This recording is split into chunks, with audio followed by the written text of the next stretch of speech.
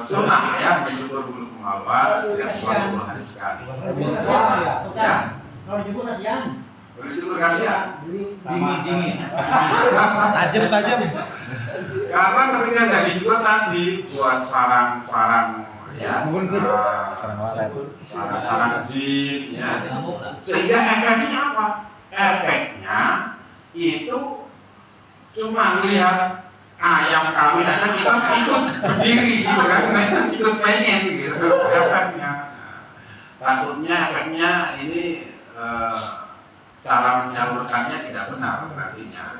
Itulah apa namanya, nanti diarahkan jin setan yang menghuni hutan mini ya kan. Ubanan. Tapi nggak ada bulu kemaluan ubanan, nggak ada ya. Ada kepala. Kalau udah ubanan berarti sambil stresnya.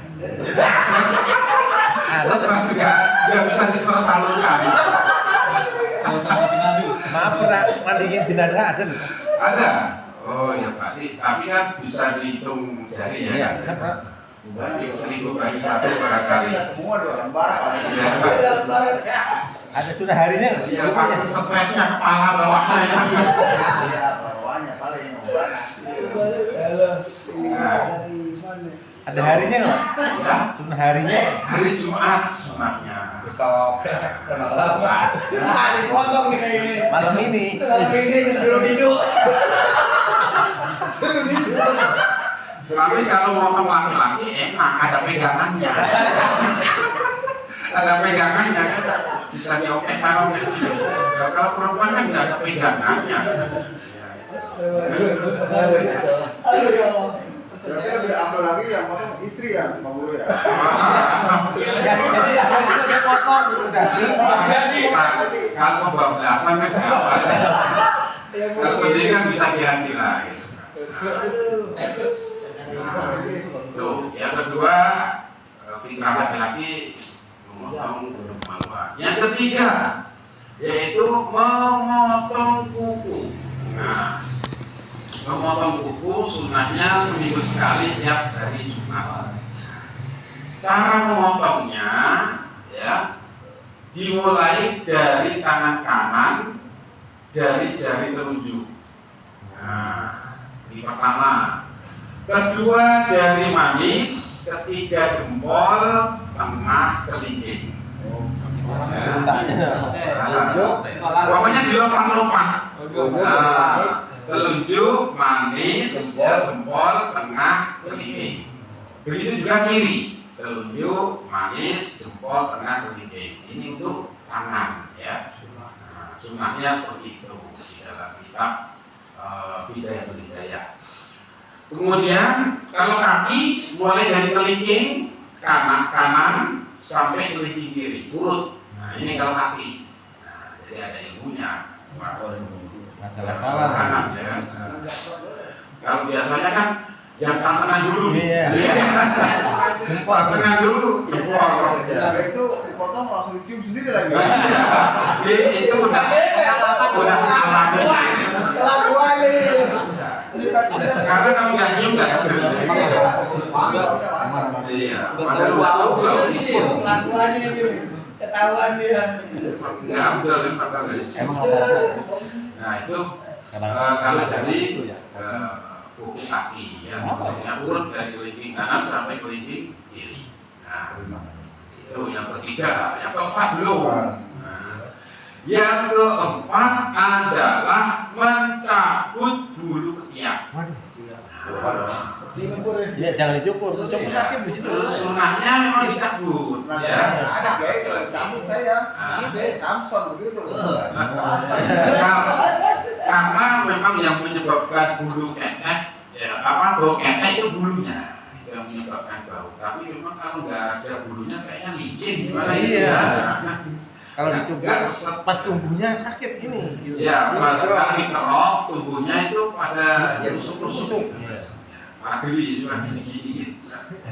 Nah, Cabut dulu. sunahnya cabut. Tapi cabutnya ya satu-satu, jam 10 itu jebol. Kayak lapar gitu. Lakukan. Ya, itu ada juga ya yang apa kayak benda kering gitu ya, kering kemudian kering, ya, buat nyambut bulu kaki, bulu ketek, bulu segala ya. Nah, yang keempat, yang kelima adalah mencukur kumis. Mencukur kumis. Nggak dicabut nih mah. Wah, ada sakit bisa merah semua mana? Bisa nangis. Ya. Nah, dicukur potong ya, potong ya. Cuman be, Dirapiin ya.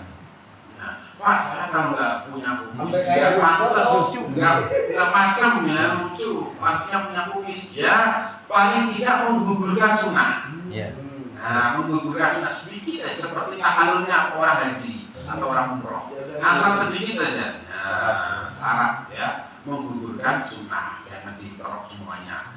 Wah, Pak, kalau saya mau kerok terus biar kelihatan muda, ya nggak apa-apa. Bagus ya. Jadi fitrah laki-laki 5.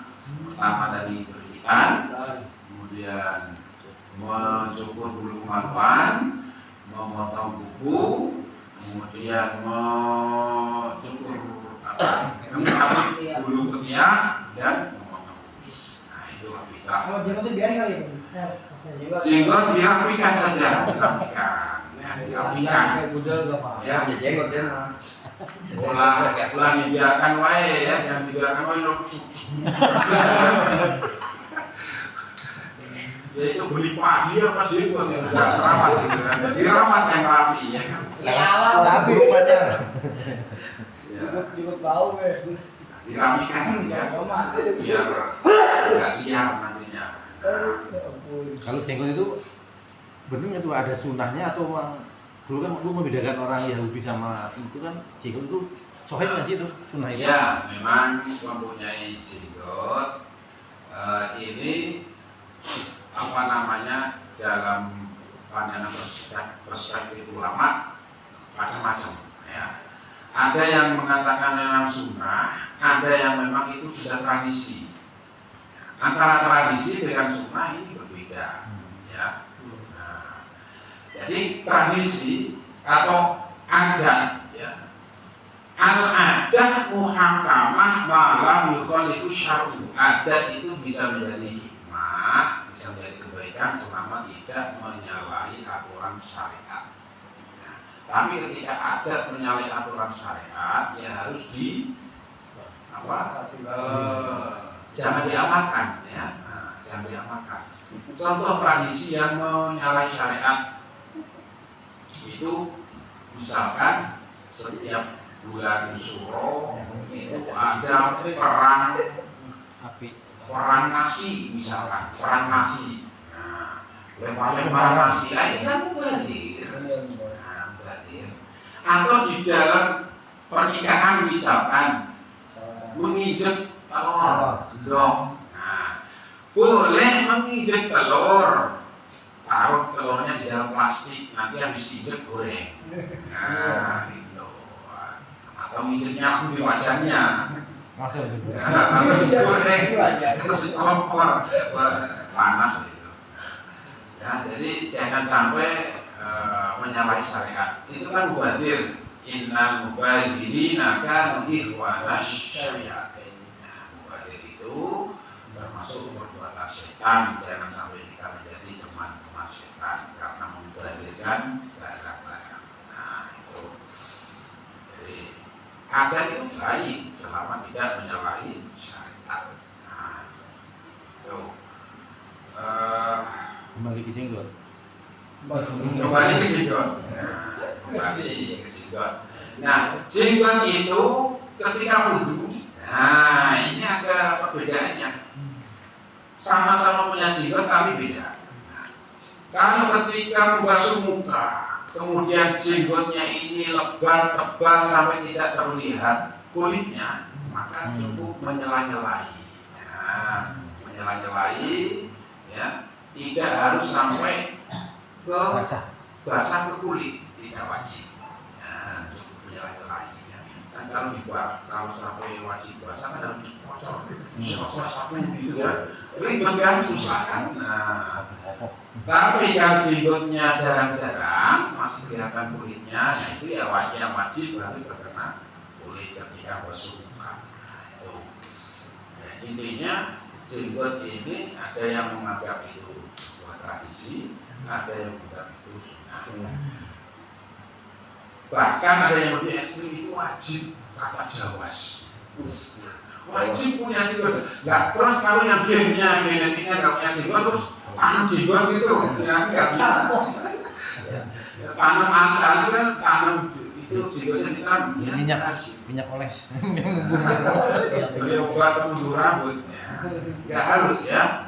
Artinya apa namanya sesuai fitrahnya. Kalau memang ditakdirkan tidak punya jenggot ya apa yang harus dipelihara jenggot ya. Sama sekali. Nah, jadi kalau yang punya jenggot diperapikan yang rapi ya. Nah, tapi meskipun perapikan yang tidak harus dikepang, ya kan? Panan kiri kepang, sampai jadi satu.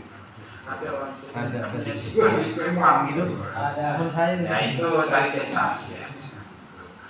Artinya ya nggak apa-apa dikepang, asal senang aja ya. Jumari. Jumari kan? Tapi di prokos nggak apa-apa. Oh ya nggak apa-apa. Artinya sesuai selera. Nah, saya pun kadang punya jenggot, kadang saya pro ini, kadang saya pro ini. Yang penting kelihatan rapi, macam, jangan sampai acak-acakan ya. Punya jenggot, habis makan nasinya kemana-mana gitu kan ya. Susah mesinnya kan semua nyangkut nasi. Nah itu dirapikan, yang rapi biar kelihatan pantas. Innallaha jamilun yuhibbul jamal. Allah itu maha indah dan menyukai keindahan. Kan kalau di mana indah kan nggak sedap ya kan. Oh jenggotnya rapi. Nah itu beda dengan jenggotnya yang abu-abuan ya kan. Jenggot apa kalunggun?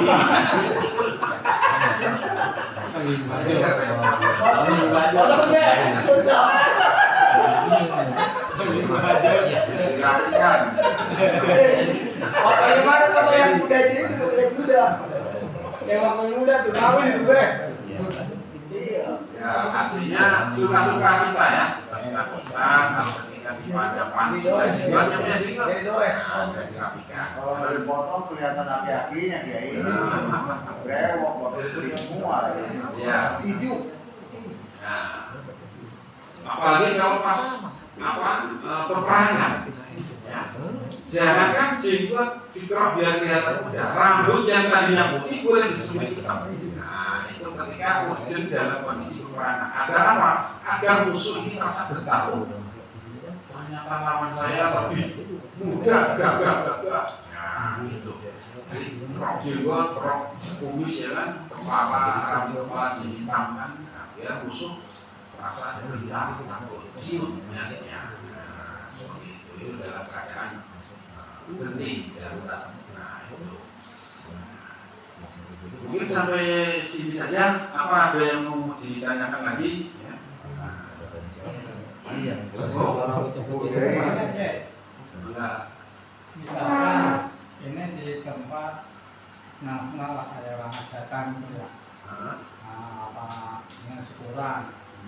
Misalkan kita nggak diundang nih ya, datang itu hukumnya gimana? Diundang ya.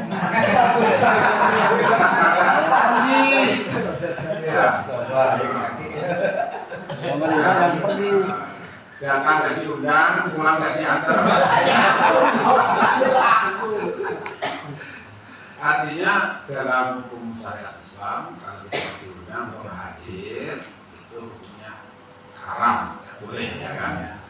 Cuma kembali lagi ke adat budaya masyarakat setempat. Nah, misalkan, kalau sekarang zamannya medsos, cukup diundang lewat grup, ya kan? Nah, artinya itu mewakili daripada undangan, ya, mewakili undang-undang niat sohibul hajat lewat WA. Walaupun tidak mengurangi rasa hormat ya, karena itu memang zamannya yang medsos. Tapi kadang-kadang ada yang yang dikasih undangan secara apa tertulis